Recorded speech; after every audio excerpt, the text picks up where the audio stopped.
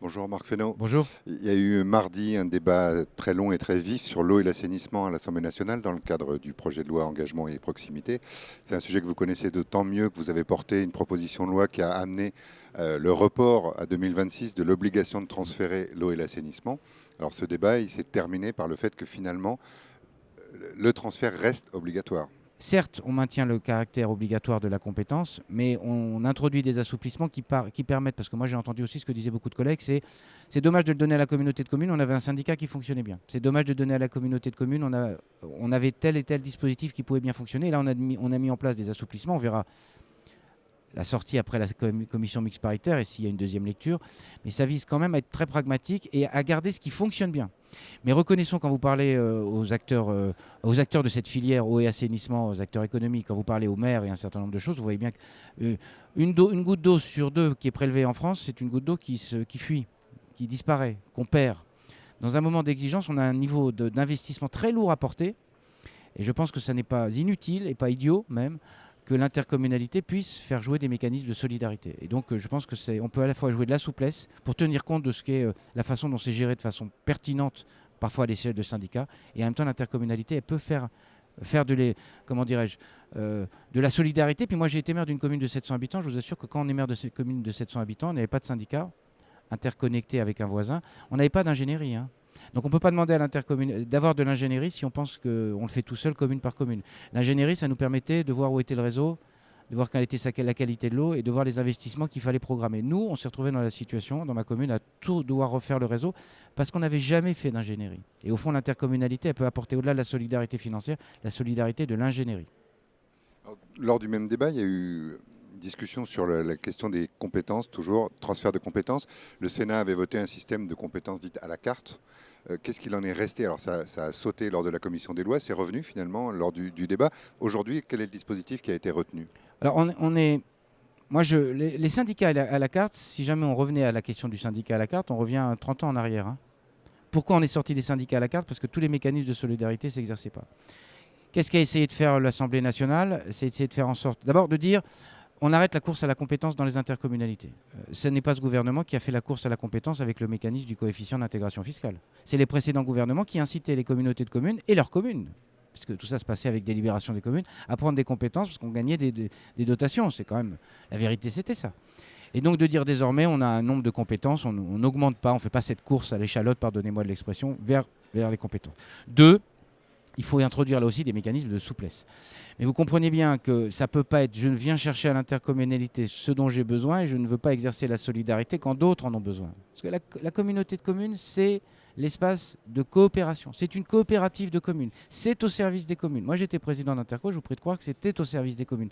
Et qu'il y a bien des choses que les communes ne pouvaient pas faire ou ne pourraient pas faire s'il n'y avait pas l'intercommunalité. C'est la solution pour maintenir le tissu des communes. Sinon, on va aller à la fusion des communes en permanence.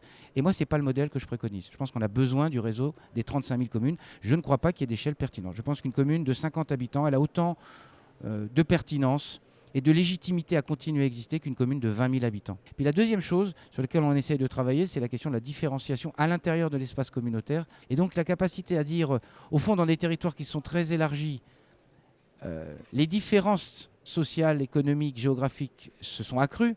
Et donc, il y a besoin de pouvoir gérer en différenciation. Dernière question, le président de la République, pendant son discours devant les maires, à la fin, a évoqué la question de la décentralisation. Oui. Et il a dit que pour lui, l'autonomie fiscale des collectivités était, il a utilisé le mot de fétichisme, donnant l'impression que ce n'était pas forcément quelque chose auquel lui, il tenait. Quelle est votre position sur ce sujet? Eh bien, j'ai exactement la même position. Je pense que le président de la République a raison. Au fond, les grands pays décentralisés, vous prenez l'Espagne, vous prenez l'Allemagne, vous preniez l'Italie, ils sont quand même plus décentralisés que. On peut au moins se mettre d'accord, moi qui suis un élu local, avec l'idée que c'est des pays qui sont extrêmement décentralisés. Sauf que l'autonomie fiscale est très mineure et c'est de l'autonomie financière dont ils disposent. Et moi, comme maire, la commune dont j'étais le maire à Marchenoir, je me fiche de savoir si j'ai une autonomie fiscale ou financière, j'ai besoin d'autonomie financière. J'ai besoin d'avoir des moyens pour faire. Et que le plaisir de lever les taux, si vous voulez, il est assez mineur. C'est pas une question de plaisir, Non, non, je mais crois. je veux C'est dire. une question Non, non. de liberté. Non, mais c'est pas une question de liberté, parce que c'est une fausse liberté. Est-ce que vous connaissez un maire qui va faire campagne là, dans les mois qui viennent, en disant je vais augmenter les impôts? Lequel?